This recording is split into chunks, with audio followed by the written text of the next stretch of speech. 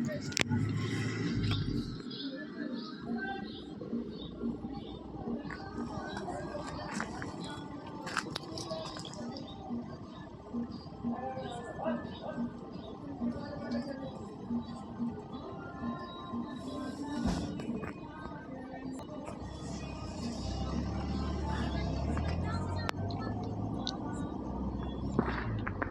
Evening friends, आप सभी को मेरा प्रणाम, नमस्कार, जय श्री राम।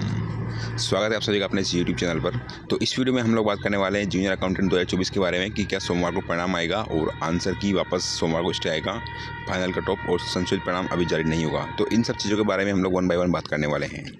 आगे बढ़ने से पहले आपसे मेरी रिक्वेस्ट है कि अगर आप चैनल पर नए हो, पहली बार आपने विजिट किया, तो राजस्थान की तमाम भर्तियों की लेटेस्ट अपडेट और करंट अफेयर के लिए चैनल को जरूर सब्सक्राइब करना और वीडियो को लाइक करना। आप चाहो तो मेरा टेलीग्राम ग्रुप ज्वाइन कर सकते हो, लिंक मैंने डिस्क्रिप्शन बॉक्स में दे रखा है। हम बढ़ते हैं मिसाल आगे। तो जैसा कि आपको पता है कि आज अकाउंटेंट में जो याचिका दायर थी पंकज कुमावत वाली, जिसकी वजह से आपकी भर्ती की प्रक्रिया का जो अंतिम परिणाम था, यानी कि जो एक गुणा परिणाम यानी कि फाइनल रिजल्ट था, उसके ऊपर माननीय न्यायालय ने स्टे लगा रखा था। आज वो याचिका पूरी तरह से डिसमिस हो गई, यानी कि खारिज हो गई। अब जो आपका जो फाइनल रिजल्ट है, यानी कि जो एक गुणा परिणाम है या ज्वाइनिंग संबंधी जो भी प्रॉब्लम हो, सारी दूर हो गई। अब आपके जो भर्ती है, इसके ऊपर किसी तरह की कोई भी याचिका दायर नहीं है। अब आपका जो परिणाम है, बोर्ड को जारी करने में कोई तकलीफ नहीं है। बात करते हैं क्या सोमवार को परिणाम आएगा। तो फ्रेंड्स इतना बता दूं कि अब आपका जो परिणाम है वो मंडे के बाद में कभी भी जारी हो सकता है। कल सैटरडे, तो आपको पता है कि ऑफिशियल चीज़ें कल थोड़ी पॉसिबल लग नहीं रही है, बट मंडे से आपका परिणाम मंडे के बाद में कभी भी जारी हो सकता है और मंडे को भी इवनिंग में आने की संभावना है। ठीक है, क्योंकि आपको पता फ्रेंड्स, जो आपका जो अकाउंटेंट का जो मैटर चल रहा है, फिलहाल ये पूरी तरह से डिस्पोज नहीं हुआ है, क्योंकि अभी भी आपके जो पेपर वाला मैटर था, यानी जो आंसर की थी, उसको कोर्ट में चैलेंज किया गया है। उसको लेकर के अभी चीज़ें पेंडिंग हैं। तो अधीनस्थ बोर्ड चाहेगा कि अब बिना किसी कोर्ट केस की लेट लतीफ़ी के जल्दी से जल्दी भर्ती प्रक्रिया को पूरी किया जाए, यानी कि ज्वाइनिंग वाला प्रोसेस स्टार्ट कर दिया जाए।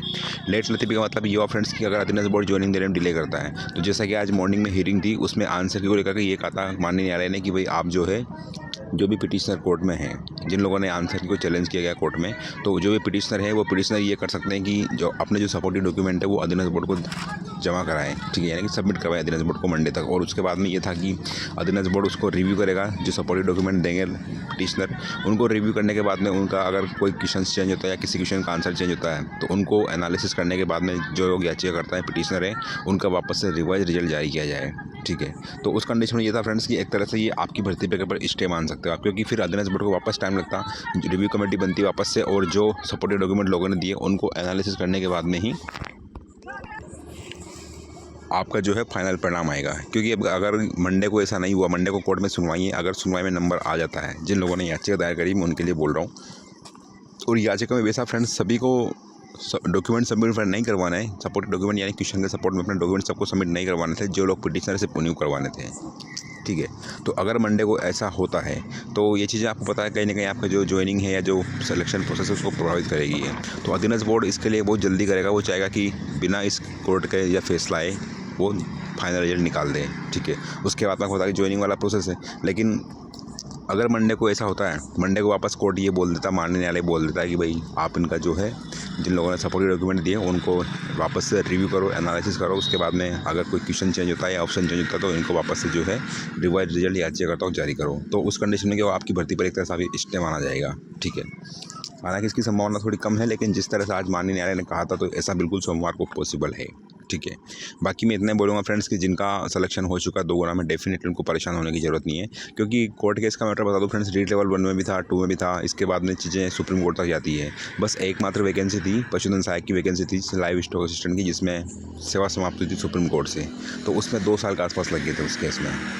ठीक है, तो कहीं ना कहीं एक तरह से अधीनस्थ बोर्ड चाहेगा कि इस तरह का मैटर उसका सामने ना आए, क्योंकि ऑलरेडी वो चीज़ें देख चुका है लेवल 2 में। लेवल 2 में भी ये कहा था कोर्ट ने कि आपने रिवाइज रिजल्ट जारी करो। उसके बाद में चेयरमैन साहब ने खुद ने ऑफिशियल ट्वीट पर कहा था कि भाई, जो उनका ऑफिशियल ट्वीट है चेयरमैन साहब का, उन्होंने ट्विटर पर बोला था कि भाई हम रिवाइज रिजल्ट जारी करेंगे। लेकिन उसमें ये हुआ था कि अधीनस्थ बोर्ड ने सिंगल बेंच के फैसले को डिग्री में चैलेंज कर दिया, और जो रिवाइज रिजल्ट वाला प्रोसेस था वो खत्म हो गया। ठीक है। तो अधीनस्थ बोर्ड ये नहीं चाहेगा फ्रेंड्स कि वापस से रिवाइज रिजल्ट जारी करने की नौबत आए। जल्दी से जल्दी जो है वो भर्ती प्रक्रिया को पूरी करेगा। तो उसके लिए क्या करेगा वो मंडे के बाद में कभी भी, यानी कि नेक्स्ट वीक में आपको जो है आपका फाइनल रिजल्ट देखने को मिल सकता है और उसके बाद में ज्वाइनिंग का प्रोसेस आपका स्टार्ट हो जाएगा।